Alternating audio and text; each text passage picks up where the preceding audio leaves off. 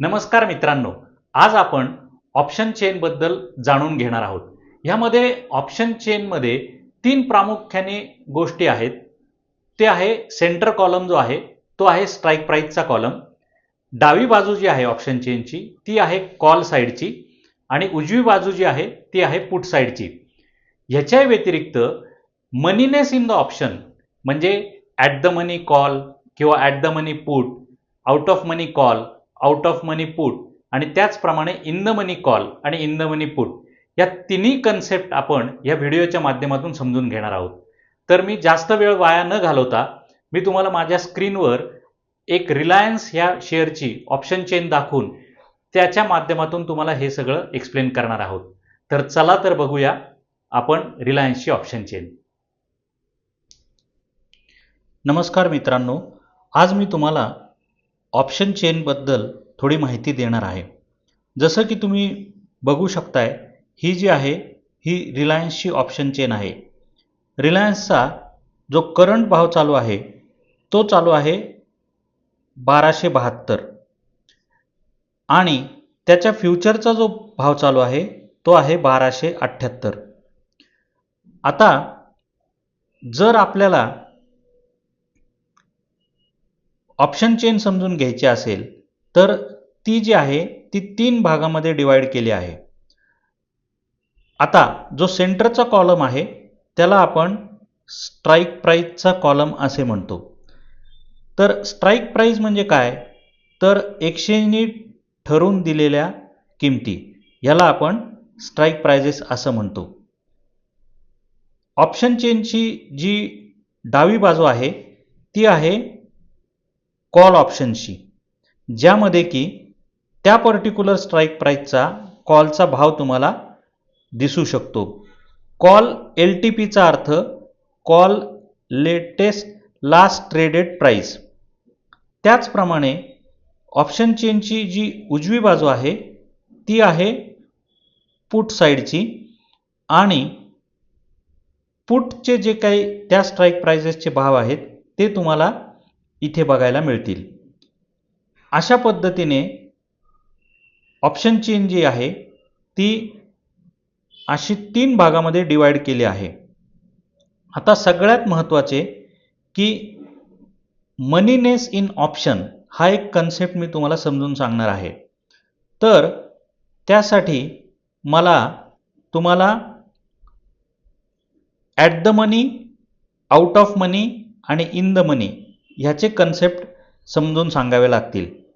आता जर तुम्ही बघितलं तर रिलायन्सच्या फ्युचरची किंमत 1278 इतकी आहे. आता जी स्ट्राईक प्राइस ह्या किमतीच्या सगळ्यात जवळ असेल आपल्या केसमध्ये ती आहे 1280. तर तुम्ही बघू शकता ती स्ट्राईक प्राइस ऑप्शन चेनमध्ये डार्क केली आहे, म्हणजेच ती at the money option price आहे. आता आउट ऑफ मनी आणि इन द मनी हे आपण कन्सेप्ट समजून घेऊया. त्यासाठी मला तुम्हाला एका दुसऱ्या फिगरकडे न्यावं लागेल. आता कॉल ऑप्शनमध्ये आपण पहिल्यांदा इन द मनीचा कन्सेप्ट समजून घेऊया. जर आपण जी निवडलेली स्ट्राईक प्राइस आहे ती जर शेअरच्या मार्केट प्राइसपेक्षा कमी असेल तर ते जे ऑप्शन आहे त्याला आपण म्हणतो in the money call option. Whereas put ऑप्शनच्या केसमध्ये ते एक्झॅक्टली उलटं आहे. जर आपली मार्केटची प्राइस स्ट्राईक प्राइसपेक्षा कमी असेल किंवा आपली स्ट्राईक प्राइस जर मार्केटपेक्षा जास्त असेल तर आपण त्या पुट ऑप्शनला in the money put option असं म्हणतो. ॲट द मनी म्हणजे काय, तर जे काही मार्केटची किंमत चालू असेल त्या पर्टिक्युलर किमतीचे कॉल आणि पुट ह्याला आपण ॲट द मनी कॉल आणि पुट असे म्हणतो. आणि आउट ऑफ मनी कॉलचं एक्सप्लेनेशन कसं आहे, तर जर आपली जी स्ट्राईक प्राइस आहे ती जर मार्केट प्राइसपेक्षा जास्त असेल तर त्याला आपण out of the money call असे म्हणतो. आणि पुटच्या केसमध्ये ते एक्झॅक्टली उलटं आहे. जर आपली स्ट्राईक प्राईस मार्केट प्राईसपेक्षा कमी असेल तर आपण त्याला out of the money put असे म्हणतो. म्हणजे जर तुम्ही व्यवस्थित बघितलं तर कॉल आणि पुट इन द मनी आणि आउट ऑफ मनी हे कशावर अवलंबून आहेत, तर स्ट्राईक प्राईस आणि करंट मार्केट प्राईसवर अवलंबून आहेत. आता हे जर तुम्हाला एक्सप्लेनेशन कॉम्प्लिकेटेड वाटत असेल तर मी तुम्हाला अजून एक सोपी पद्धत सांगतो की जेणेकरून तुम्हाला ते लक्षात येईल. मी परत ऑप्शन चेनकडं तुमच्यासमोर आणलेली आहे. आता अगदी सोप्या भाषेत समजून सांगायचं झालं तर आउट ऑफ मनी जे काही ऑप्शन्स असतील ते सगळे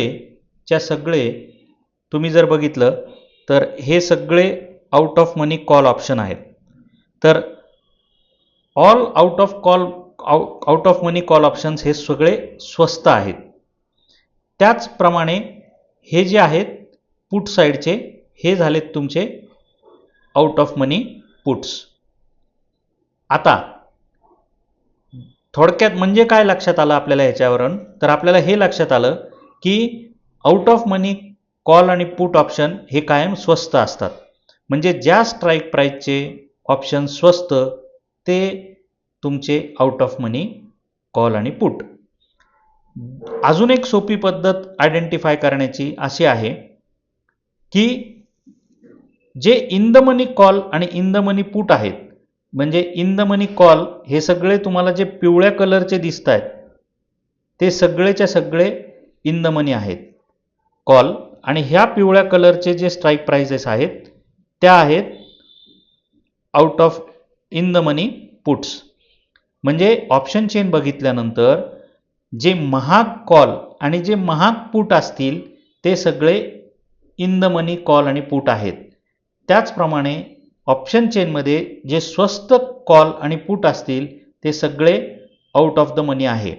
पण विथ रिस्पेक्ट टू काय, with respect to the at the मनीच्या पेक्षा जे स्वस्त ते सगळे out of money, at the मनीपेक्षा जे सगळे महाग ते सगळं इन द मनी.